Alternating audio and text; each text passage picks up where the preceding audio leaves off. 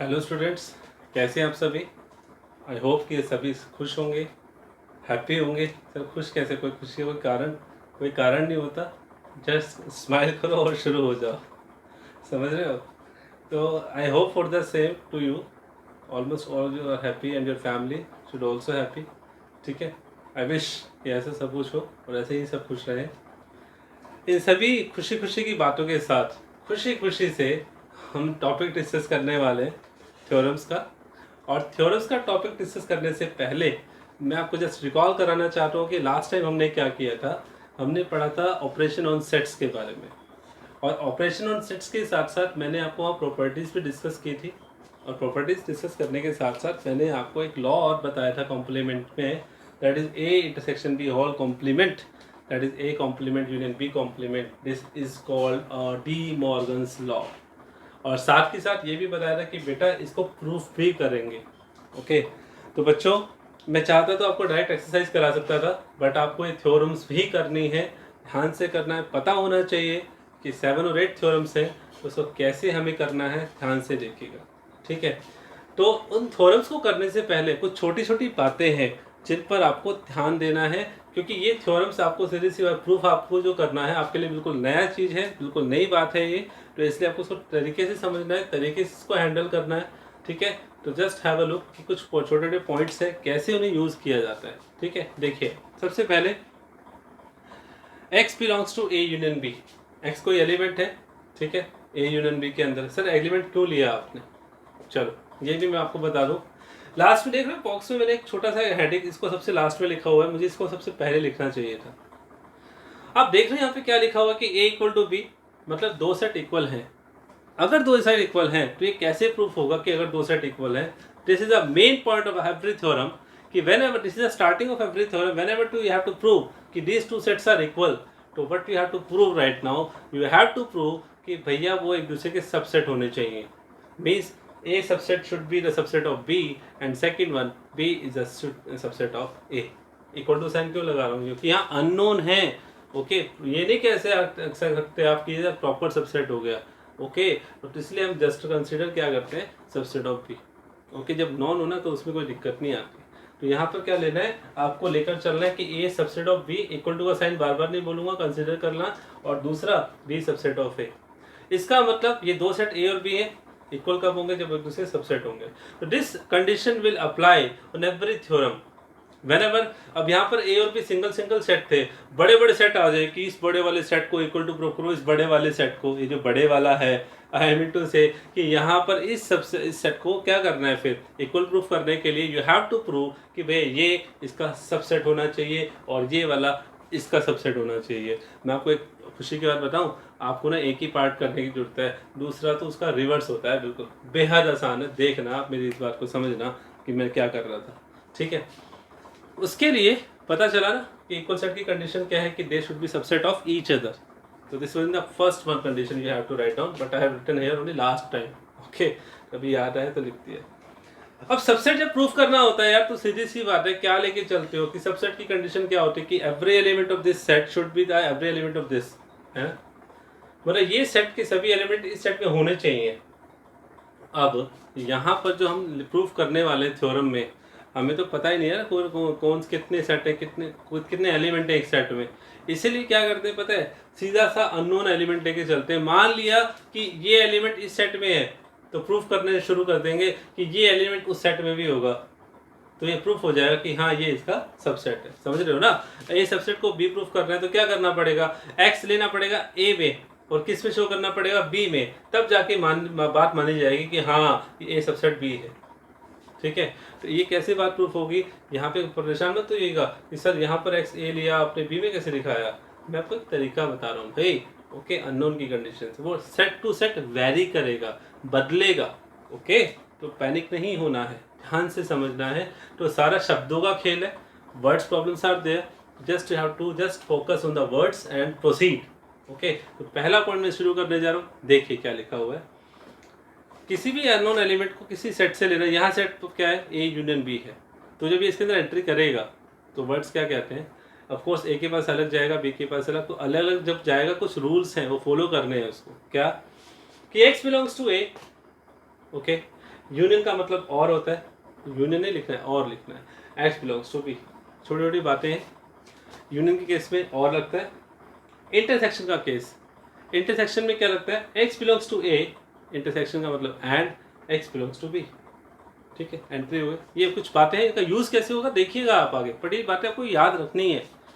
तीसरी, x belongs to a minus B, जैसा कि आपने पढ़ा है कि number of elements in a but not in b, तो इसका मतलब यहाँ पे कोई अननोन एलिमेंट जब a लिया है, x लिया है, तो वो x a से बिलोंग करेगा, एंड लगाकर x किससे बिलोंग नहीं करेगा, b से बिलोंग नहीं करेगा।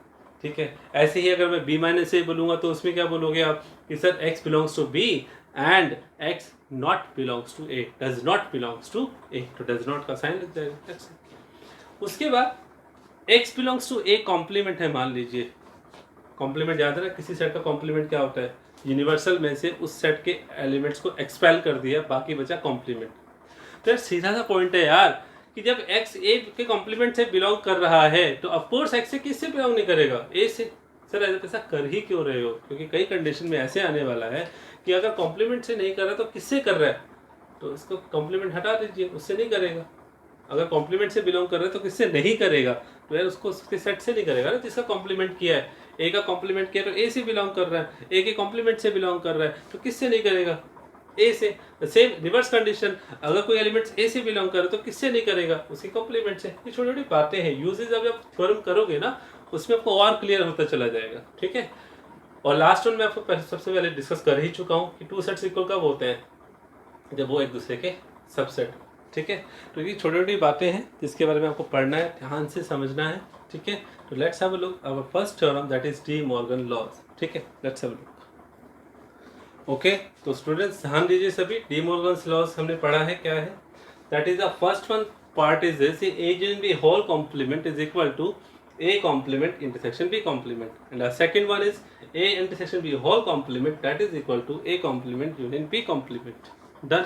So right now what we have, this a and b we have to prove, and right now what is the first part we have to, अब मैं आपको फर्स्ट पार्ट प्रूव करके दिखाऊंगा, सेकंड आपको खुद करना है। ठीक है, बिल्कुल सेम है, आसान है, परेशान मत होना बस आप। कैसे सर, देखो यहाँ पर क्या हुआ, a union b whole complement को प्रूव करना है, a complement intersection b complement, बीच में इक्वल टू का साइन है ना, इक्वल टू का साइन है, इसका मतलब क्या हुआ यार, ये सेट है ये भी एक सेट है, दोनों सेट को इक्वल शो करने के लिए अभी भी आपको बताया था कि two sets are equal when both are subset of each other. तो मैंने देखो क्या लिखा, इसको प्रूफ करने के लिए, for this prove that A union B whole complement subset of this, first part ये हो गया, और second part A complement intersection B complement को सबसेट प्रूफ करना है उसका।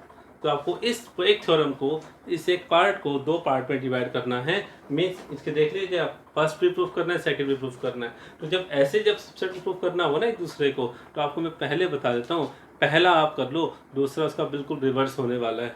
हालांकि मैं दोनों को इंडिविजुअल करके दिखाऊंगा, बट आपको ध्यान रखना, बड़ा इजी टॉपिक है यार। ठीक है, तो सबसे पहले हम प्रूफ करते हैं फर्स्ट पार्ट कि A intersection B whole complement is a subset of A complement intersection B complement. देखिए फर्स्ट पार्ट, और ऑफ कोर्स आपको इसको प्रूफ करना है। ठीक है, क्या प्रूफ करना है कि A and B whole complement subset of A complement intersection, ये हमें प्रूफ करना है। देखिए ध्यान से, मैंने आपको बताया था इससे इसका सबसेट प्रूफ करना है। ठीक है, तो क्या करना पड़ेगा, इसमें एक एलिमेंट लेके चलेंगे और इसमें शो कर देंगे, that is the proof of subset. तो लेट एक्स बिलोंग्स टू, इसको लेके चलना, इसको दिखाऊंगा, ध्यान से लेना कैसे आएगा। x belongs to a union b whole complement, what it mean कि x से बिलोंग कर रहा है। तो अब ध्यान से देखना, होल कॉम्प्लीमेंट आ गया ना, प्रॉपर्टी याद करो सर, ये बिलोंग्स टू कब जाएगा अंदर, जब ये कॉम्प्लीमेंट हटेगा। ओके, कैसे हटेगा, कैसे हटेगा बताओ, देखो सोल्व करते जाना ना, x does not belongs to a union b, समझ में आई बात। यानी कि जो ए यूनियन बी है ये कंप्लीट ए सेट का काम कर रहा है, सिंगल ए का। तो जैसे मैंने आपको बताया था ना कि x belongs to A complement, तो एक्स किससे बिलोंग नहीं करेगा, ए से। यहाँ ए कौन है, पूरा ए यूनियन बी। अब अंदर कौन जाने वाला है, डज नॉट बिलोंग्स टू, किस में जा रहा है, ए यूनियन बी में जा रहा है। ठीक है, और आपको याद हो शुरू शुरू में लिखवाया था, पहले पॉइंट ही था कि बिलोंग जब जाता है अंदर तो क्या होता है, x belongs to A, union को क्या लिखता है, और x not belongs to B, x belongs to B sorry. But यहाँ कौन जा रहा है अंदर, डज नॉट जा रहा है। और जब डज नॉट जा रहा है ना, तो यहाँ एक छोटी सी बात आपको याद रखनी है कि x does not belongs to A, तो ठीक है, यूनियन का मतलब और होता है, और था जब बिलोंग कर रहा था, डज नॉट बिलोंग कर रहा है तो यूनियन का एंड हो जाता है। और अगर यहाँ इंटरसेक्शन होगा जिसका मतलब एंड होता है, डज नॉट बिलोंग टू के केस में वो और हो जाता है।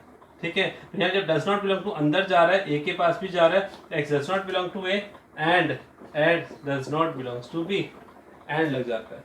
वैसे यूनियन का मतलब क्या होता है, और। Okay, so right now what we have, अब देखो sir X does not belongs to A, इसका मतलब किससे बिलोंग कर रहा है, आगे वही बात मैंने कहा ना, एंट्री कर लिया आपने, x belongs to a complement, and the same thing x does not belongs to b, तो x belongs to a complement. अब सर बिलोंग करवा दिया आपने, बिलोंग ही तो करवाना था, बिलोंग किससे करवा दिया, इससे कॉम्प्लीमेंट से। अब दोनों में कॉमन क्या है, बिलोंग करवा दिया तो कंडीशन आ गई, क्या बताइए भाई, x बिलोंग्स टू आ गया बाहर। अब देखिए अंदर क्या बचा, a complement, and belongs to के केस में एंड का मतलब इंटरसेक्शन होता ही है, बिलोंग्स टू बी कॉम्प्लीमेंट, हो गया सिंपल।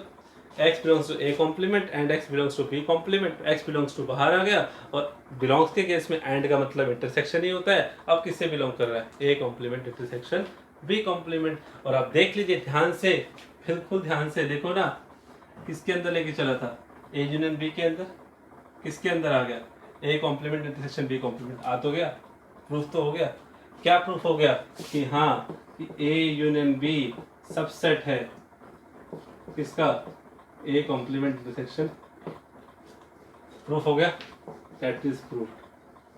अब आइए सेकंड पार्ट पर, सेकंड पार्ट क्या कह रहे हैं, क्या प्रूफ करना है, A complement intersection B complement subset of A union B whole complement. अब ये प्रूफ करना है, तो सेम कंडीशन लेकर चलो। अब किस में एलिमेंट लेकर चलोगे, इसमें let x belongs to a complement intersection b complement, इसको सॉल्व कीजिए। अब यहाँ तो सीधी सी बात है ना, x belongs to a complement intersection b complement, whole bracket लगा दो, कोई दिक्कत नहीं है।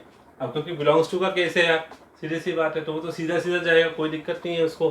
तो वहाँ क्या लिखोगे, x belongs to a complement intersection का मतलब एंड ही होता है, x belongs to b complement, rule के ये तो कहता है। ठीक है सर बिलोंग करा दिया, अब क्या करे, नहीं करवाता बिलोंग, तो क्या हो जाएगा, x does not belongs to A and x does not belongs to B।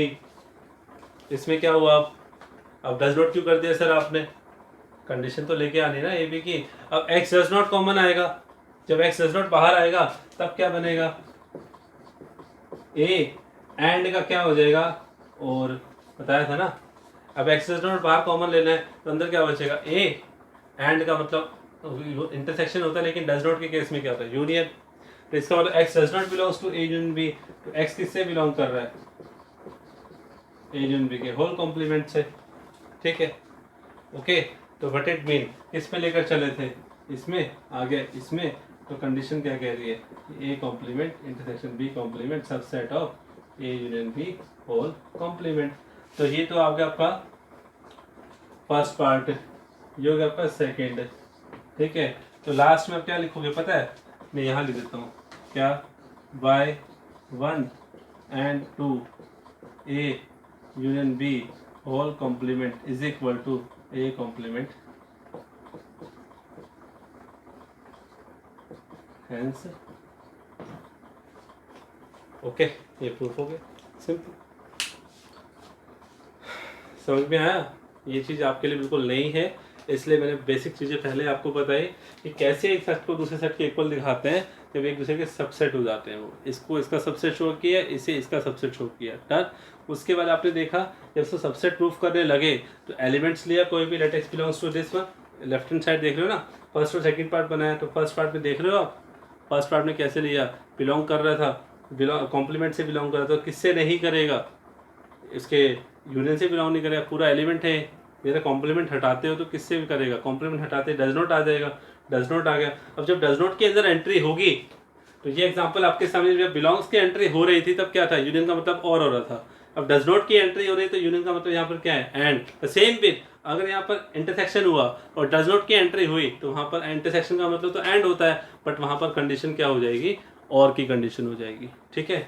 फिर उसके बाद डज नॉट आ रहा था, फिर ए से बिलोंग कर रहा था, किससे, डज नॉट है तो ए के कॉम्प्लीमेंट से बिलोंग कर रहा है। यहाँ पे डज नॉट भी है तो किससे बिलोंग कर रहा है, बी के कॉम्प्लीमेंट से। अब कॉमन का गया एक्स बिलोंग्स टू बाहर ले आए, और बिलोंग्स के इसमें एंड का मतलब होता है इंटरसेक्शन, आगे देखो, ठीक है। तो ये सबसेट हो गया, ओके। जैसा कि मैंने आपको बताया कि सेकंड पार्ट फर्स्ट का रिवर्स होता है, हालांकि सेकंड मैंने को समझाया, लेकिन आपको अगर याद ना रहे ना तो सेकंड में पता है क्या करना, सेकंड में इसी को उठाना जो फर्स्ट का लास्ट स्टेप है वो लिख दो, फिर x बिलोंग्स टू मान के चलोगे आप, ये वाली कंडीशन देखो वो ये मैच कर रही है, देखो ध्यान से। फिर उसके बाद क्या कर रही है, इसके बाद हमने एंट्री की इसकी, ये देखो ये रहा पीछे वाला स्टेप, ये रहा, ठीक है। उसके बाद देखो इस स्टेप के बाद ये स्टेप है, ये स्टेप देखो इस स्टेप से मैच कर रहा है, ठीक है। उसके बाद ये सबसेट नॉट बिलोंग्स टू आ गया, ये नॉट बिलोंग्स टू आ गया, देखो। उसके बाद ये बिलोंग कर रहा है कॉम्प्लीमेंट से, बिलोंग्स टू कॉम्प्लीमेंट आ गया ना लास्ट में, ये कंडीशन सेम, तो इसका मतलब ये इसका सबसेट हो गया। वो कंडीशन क्या है यहाँ पर, that is a subset of each other, it means both are equal set. तो this is about a De Morgan's law. तो याद रखिएगा ये फर्स्ट लॉ है, सेकेंड लॉ आपको खुद प्रैक्टिस करना है। हम नेक्स्ट थ्योरम की तरफ इम्प्रूव करते हैं, प्रोसीड करते हैं। देखिए यस, थ्योरम नंबर 2, ध्यान से देखिए क्या है। प्रूफ करना है A union B union C is equal to A union B union C. Remember this is an associative law in case of union of sets. And the theorem number 3, it's the same rule but it is in intersection, that is associative law in intersection, that is A intersection B intersection C is equal to A intersection B intersection C। Means आपने देखा grouping का खेल है यहाँ पे, पहले B और C को एक साथ यूनियन किया गया, इंटरसेक्शन किया गया, फिर राइट साइड में क्या किया गया, A और B का इंटरसेक्शन किया गया। द सेम थिंग हेयर, यहाँ पर क्या किया गया, A और B का कंडीशन देख रहे हो यहाँ पे, यहाँ पर बी और सी का पहले ग्रुप यूनियन किया गया, फिर उसका एक ही साथ यूनियन निकालना है। और यहाँ पर राइट साइड में क्या है, ए यूनियन, पहले बी और सी का, ए और बी का यूनियन, फिर सी का साथ उसका यूनियन फाइंड आउट करना है। अब क्योंकि ऑफ कोर्स इक्वल प्रूफ करना है, the same conditions are here, we have to prove that both are subset of each other. I have written here already, we have to prove this, for this we have to prove that this one is a subset of this one and this one is a subset of this one. बेहद आसान है यार, union का case है ना। अब देखो first part proof करता हूँ, सेकंड आपको रिवर्स करना है। लेट, अब सीधी सी बात है, इसको प्रूफ करना है, तो लेट एलिमेंट्स किस पे लेके चलना है, इस पे लेके चलना है, लेफ्ट साइड में सबसेट प्रूफ करना है भाई, मैंने बताया था आपको। तो let x belongs to A union B union C। तो टेल यू वन थिंग कि फिलहाल आपके लिए 3 सेट हैं, वो 2 सेट पे नजर आ रहे हैं, पहला A और दूसरा B यूनियन C सिंगल एक सेट माना जाएगा क्योंकि ब्रैकेट में है, तो collectively that is considered as one set. तो आपके लिए इन दोनों के बीच में क्या है, यूनियन। ब्रैकेट में मत जाना, अभी उसके अंदर मत जाना, ब्रैकेट को भी सिंगल सेट मानो। ये सेट है और ये सेट, इसके यूनियन सिंबल है, तो इसका मतलब जब x अंदर जाएगा तो x belongs to A union means, और x belongs to this is B, that is B union C। कोई इशू नहीं है। अब सीधी सी बात है, x बिलोंग्स टू A अपना काम कर चुका है, और अब ये फिर ब्रैकेट के अंदर जाएगा, means x belongs to B और x बिलोंग्स टू C। कोई प्रॉब्लम नहीं है सर, बिल्कुल सही है। अब क्या हुआ, हमें क्या करना है, ग्रुपिज्म करना है। यहाँ P और C का ग्रुपिज्म था, यहाँ A और B चाहिए। एक बात बताओ ना यार, x बिलोंग्स टू A और x बिलोंग्स टू B और x बिलोंग्स टू C और लग रहा है, बट कंडीशन क्या है, B और C पे। तो क्या मैं इसको ऐसे नहीं लिख सकता कि अब की बार मैं क्या करूं, ब्रैकेट तो लगाए तुम पहले दोनों पर और C को अकेला छोड़ देता हूं, चल भाई तू अकेला रहे, तो क्या दिक्कत है। तो दैट्स इट। तो हमारे पास क्या आया, x बिलोंग्स टू, वापस ले लो, अब मैंने ग्रुपिज्म कर दिया ना, B और A को एक कलेक्टिवली लिख दिया, C को अलग लिख दिया, और उनका सिंबल है, कोई प्रॉब्लम ही नहीं है। तो यहाँ पर क्या हुआ, x belongs to A union B फिर से, और x बिलोंग्स टू C। अब देखा आपने, पहले इस ब्रैकेट से x बिलोंग्स टू बाहर आया तो इस और को यूनियन बना दिया, अभी ये और लगा हुआ है क्योंकि नेक्स्ट में कौन है, x बिलोंग्स टू C। अब फिर क्या होगा, ये A यूनियन B कलेक्टिवली एक सेट माना जाएगा, दूसरा सेट C माना जाएगा, दोनों में से कॉमन क्या आ रहा है, अगेन x बिलोंग्स टू बाहर आ रहा है, तो यहाँ पर क्या हुआ, A यूनियन B ये एज इट इज एक सेट है, इस और का मतलब यूनियन, अकेला का मतलब C। That's it. तो सिंपल क्या हुआ, देख रहे हो आप, it implies A union B union C the subset of A union B union C. Clear? And the same thing we have to follow for the second part. But second part आपको पता है ना? तो similarly आपको मैं दे देता हूँ. Similarly prove second part, and by first and second what we have A union B union C equal to. अरे सेकंड कर सकते होने से तो दिक्कत ही नहीं आने वाली यार. इसमें तो कोई वो नहीं हुआ कॉम्प्लीमेंट का इंटरसेक्शन एंड का और डी मॉर्गन लॉस की तरह. सिंपल सा था ये तो. ठीक है, तो सेकंड पार्ट भी आप कर सकते हैं. सेकंड में किस में एलिमेंट लेकर चलोगे? इस पे लेकर चलोगे. आपके बाद देखो इसमें क्या है, ग्रुपिज्म ए और बी का है, किस पे लेकर आना है? बी और सी में लेकर आना है. Okay, that's it. क्लियर है? कोई डाउट है तो बताइए. ओके, तो आप कर सकते हैं कि x belongs to A union B union C इसके अंदर लेकर चलना और इसके अंदर शो करना है. बस ग्रुपिज्म चेंज करना है क्योंकि तीनों में और आने वाला है. Okay, the same rule you have to follow in case of and also. वहाँ क्या है देखो, इंटरसेक्शन है. ठीक है, बस एंड लगेगा. एंड दोनों में एंड आएगा. ओके, तो इसको इसका सबसेट प्रूफ करना है, इसको इसका सबसेट प्रूफ करना है. ठीक है, तो this is the theorem number 3. You have to follow the theorem number 2. Okay, so ये आपकी थ्योरम नंबर 2 और 3 हो गई. नेक्स्ट थ्योरम की तरफ देखिए. ओके स्टूडेंट्स, थ्योरम नंबर 4 है, ध्यान से देखिएगा. Theorem number 4 again it follow the theorem number 5 followed by theorem number 5. So what theorem number 4 says, that is, look at this. What is this? A union and bracket says B intersection C. Okay, so what we have, this A will get inside, then A union B. Okay, this intersection is there and A union C. Look at this. ये यहाँ पर क्या follow कर रहा है कि A का union B के साथ अलग हो गया, A का यूनियन C के साथ अलग हो गया, बीच में इंटरसेक्शन लग गया. This is called a distributive law. Distributive law like है ना, क्योंकि यहाँ पर डिस्ट्रीब्यूटिव लॉ की तरह ही तो होता है. जैसे प्लस माइनस मल्टीप्लाई होता है ना, मल्टीप्लाई प्लस और माइनस दोनों में डिस्ट्रीब्यूट हो जाता है. यहाँ भी तो क्या हुआ कि ये यूनियन है बी और सी के साथ डिस्ट्रीब्यूट हो गया. ठीक है ना, A union B and A union C, और बीच में क्या है? इंटरसेक्शन. सेम थ्योरम हियर, यहाँ रिवर्स है. यहाँ इंटरसेक्शन फॉलो हो रहा है कि A intersection B, this is union C, तो A intersection B union A intersection C. This is a distributive law over union and intersection. Okay, तो ये थ्योरम आपको ध्यान रखना है. तो मैं आपको थ्योरम नंबर 4 करवा रहा हूँ. The same thing I have to repeat. What? That is we have to prove that this one is the subset of this one and this one is the subset of this one. Okay, तो for this I am just taking first part. तो क्या करना है देखिए इधर. Let x belongs to A union B intersection C. बहुत आसान है, प्लीज ध्यान से देखिएगा. सारा शब्दों का खेल है यार. अब आपको पता है एक्सेंट्री करेगा इसके अंदर, तो फिलहाल इसके लिए 2 ही सेट माने जाएंगे. तो ए और ये complete set B intersection C को एक सिंगल सेट मानकर चले. और क्या लिखेंगे आप? x बिलोंग्स टू ए. इस ए और इस सेट के बीच में कौन है? यूनियन. ब्रैकेट के अंदर मत जाना अभी, ब्रैकेट से बाहर में क्या लिखा हुआ? Operation union. तो यूनियन का मतलब और फिर x बिलोंग कर गया अंदर बी इंटरसेक्शन सी के साथ. ठीक है, अब देखिए यहाँ क्या हुआ.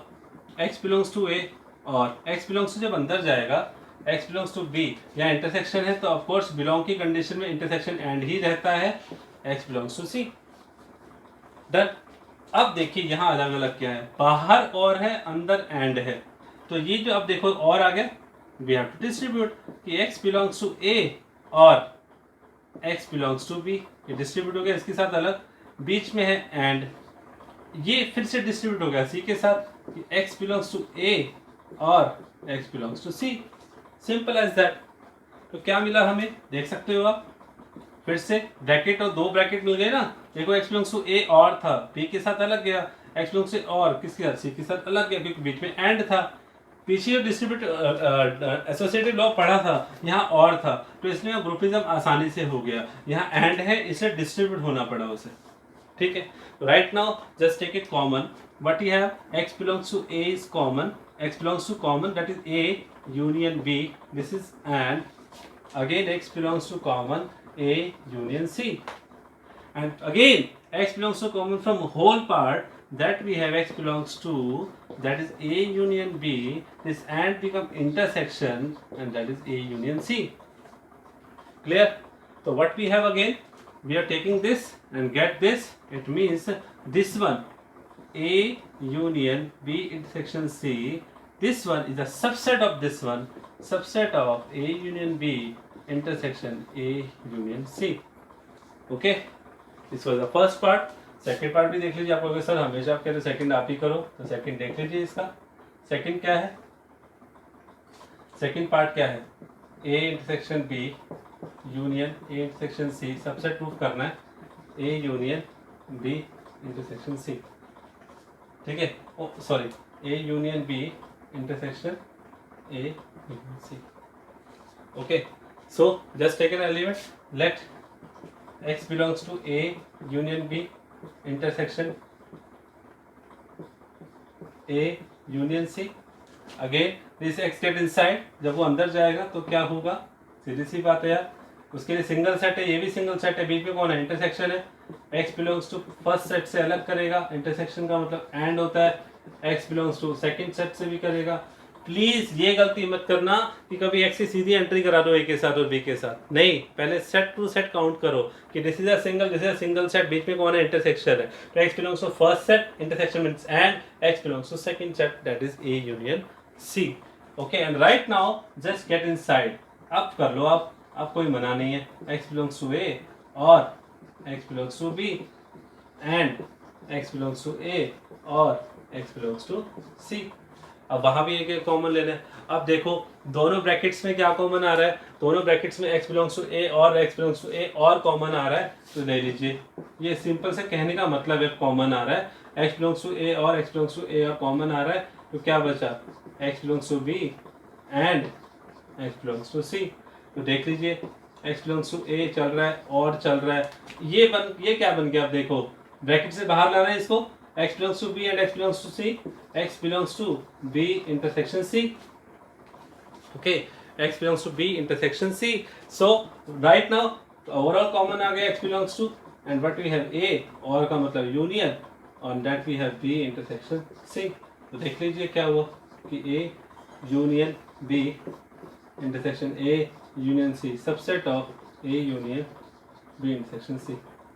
So this is the second part, this is the first part, and again by 1 and 2 क्या बोलोगे आप, क्या बोलोगे भाई, ये प्रूफ हो गए क्या कि A union B intersection C equal to A union B, hence proof. That's it. Okay, so this one is the theorem number 4 and it is same followed by theorem number 5. वहाँ उल्टा हो जाएगा, बाहर तो लग जाएगा एंड और अंदर और होगा, फिर उसको डिस्ट्रीब्यूट करना है। बहुत सिंपल है, सारे शब्दों का कह रहे बार बार बोल रहा हूँ। तो आपको करना क्या है बच्चों, ये 5 थ्योरम है, इन पांचों थ्योरम को इसका प्रूफ करना है। फर्स्ट और सेकंड पार्ट कैसे सिस्टमेटिकली इसको प्रूफ करना है, ध्यान से कीजिएगा, कोई दिक्कत है तो शेयर कीजिएगा। नई चीज़ है आप लोगों के लिए, तो इसमें अपना पेशेंस बिल्कुल नहीं खोना है, ध्यान से करना है। उससे पहले जो मैंने आपको इंट्रोडक्शन दिया था, कुछ पॉइंट्स बोले थे रिमेंबर करने के लिए, तो उसके हिसाब से उसको ध्यान में रखते हुए इन क्वेश्चंस को आपको सॉल्व करना है। बहुत सिंपल थ्योरम्स हैं, इसी के बेसिस पर हम आगे अब और भी ऑपरेशंस पढ़ने वाले हैं। 2-3 थ्योरम्स और हैं, लेकिन आपको पता है this is a vast chapter, तो इसमें आप बहुत सारे ऑपरेशंस बना सकते हैं, there is no any issue. Okay, कोई डाउट नहीं है इस चीज़ को लेकर। लेकिन मेन जो पॉइंट्स हैं मैंने आपके डिस्कस कर दिए हैं, associative law, D Morgan's law, distributive law.